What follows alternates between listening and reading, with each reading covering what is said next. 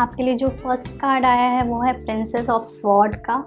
ये कार्ड कहीं ना कहीं ये बता रहा है कि हो सकता है कि मंथ में आप बहुत ही लॉजिकल डिसीजंस लें। आप रिलेशनशिप में बहुत सफ़र कर रहे हो ऐसा लग रहा है, और हो सकता है आप कुछ ऐसे डिसीज़न लोगे जो आपको समझ में नहीं आएगा कि ये क्यों ले रही हूँ, बट हो सकता है सबकॉन्शियसली आपका दिल और दिमाग अब एक कंक्लूज़न चाहता है, कुछ चाहता है कि करेक्ट हो। हो सकता है में आप बहुत ही लॉजिकल डिसीज़न लें अपने रिलेशनशिप को लेकर के, बट ये इसका मतलब ये नहीं है कि आप अपने रिलेशनशिप में अपने पार्टनर से प्यार नहीं करते। आप उनसे प्यार करते हैं, बट बहुत सी चीज़ों को कन्फ्रंट करेंगे जो करेक्ट नहीं चल रहा है आपके रिलेशनशिप में। ओके, वहीं दूसरी तरफ जो कार्ड है वो है टू ऑफ स्वॉर्ड का। हो सकता है बहुत टाइम से आप अपनी लाइफ में कुछ भी ऐसा बड़ा डिसीज़न नहीं ले रहे थे या लेने को डर रहे थे, आपको समझ में नहीं आ रहा था कि क्या ये डिसीज़न करेक्ट रहेगा। इसलिए ये टाइम आप अपनी लाइफ में कुछ इम्पॉर्टेंट डिसीज़न ले सकते हैं, और ये डिसीज़न लॉजिकल होंगे, प्रैक्टिकल होंगे। ओके, मुझे ऐसा लग रहा है कि हो सकता है इस सिचुएशन में आपकी कुछ ज़्यादा मदद नहीं करेगा कोई भी।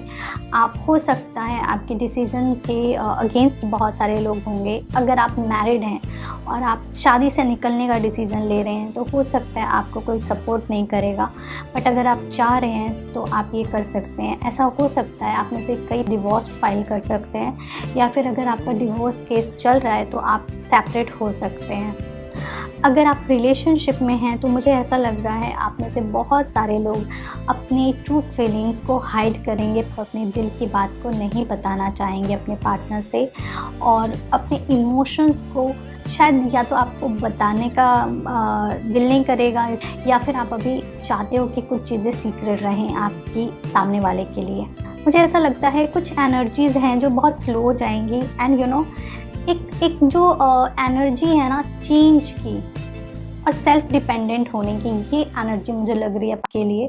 हो सकता है आप में से कई लोग अपने रिलेशनशिप में बहुत ज़्यादा डिपेंडेंट हो अपने पार्टनर पे, लेकिन एक टाइम पे आपको समझेगा कि आपका पार्टनर नहीं चाहता कि आप उस पर बहुत ज़्यादा डिपेंडेंट हो। तो ये टाइम हो सकता है आप में से बहुत से लोग डिपेंडेंसी में डिपेंडेंट ना रहो अपने पार्टनर पे, और सारे डिसीज़न सारी चीज़ें खुद से करो अपनी लाइफ की। ओके, तो मुझे ऐसा भी लग रहा है कि आपको थोड़ा सा अलर्ट रहना चाहिए। हो सकता है आपको कुछ ना कुछ टेंशन, हेल्थ इश्यूज़ या फिर आपको मेंटल इश्यूज़ हो सकते। सो मेक श्योर आप अपने को ऐसे पर्सन्स के आसपास रखें, ऐसे फैमिली मेम्बर के आसपास रखें कि अगर कुछ भी इशू होता है तो they take care of you. Okay, so ये बात है। मुझे ऐसा लगता है कुछ ऐसे डिसीज़न लेंगे जो आपको लॉन्ग रन में बहुत बेनिफिशियल रहेंगे। हो सकता है लोग आपको स्टार्टिंग में कुछ क्रिटिसाइज़ करें, लेकिन बाद में लोग आपकी रिस्पेक्ट करेंगे। ये रिलेशनशिप को लेकर के भी, अगर आप इस रिलेशनशिप में अगर कुछ प्रैक्टिकल डिसीज़न ले रहे हो आज, जो हो सकता है आपके पार्टनर आज अप्रिशिएट ना करें, but maybe after some time he will appreciate और she will appreciate your effort. Okay, आपको थोड़ा सा अपने नज़रिए को चेंज करने की ज़रूरत है। अगर आप किसी पर्सन पे ट्रस्ट करते हो तो ट्रस्ट करो, बट कहीं ना कहीं आपको एक थिक लाइन रखनी बहुत ज़रूरी है। तो इस चीज़ पे आप काम करिए, चीज़ों को थोड़ा अलग नज़रिए से देखने की कोशिश करिएगा आप। बहुत सारी चीज़ें चेंज होंगी जो आपके बेटरमेंट के लिए होंगी। आपको कुछ नए तरीके के नज़रिए मिलेंगे देखने को चीज़ों को।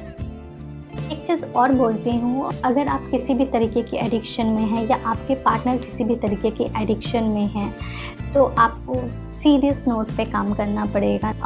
Addiction could be anything like alcohol, phone addiction और any addiction. I hope you understand. Any addiction अगर आपके रिलेशनशिप में हमेशा प्रॉब्लम क्रिएट करेगा, तो इस चीज़ पे आपको काम करने की ज़रूरत है। एंड जो भी अननेसेसरी बर्डन है आपकी लाइफ का, उसको आपको निकालने की बहुत ज़रूरत है, क्योंकि अगर आप नहीं उसको लाइट करोगे अपने बर्डन्स को अपनी लाइफ से, अपने रिलेशनशिप से, तो ये रिलेशनशिप को बहुत ही प्रॉब्लम क्रिएट करेगा। जो एंजल मैसेज है आपके लिए, फर्स्ट कार्ड है वो है वेजिटेरियन, वेगन का।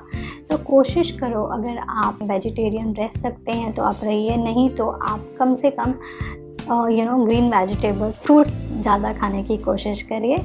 जो नेक्स्ट कार्ड है वो है वर्कशॉप एंड सेमिनार का।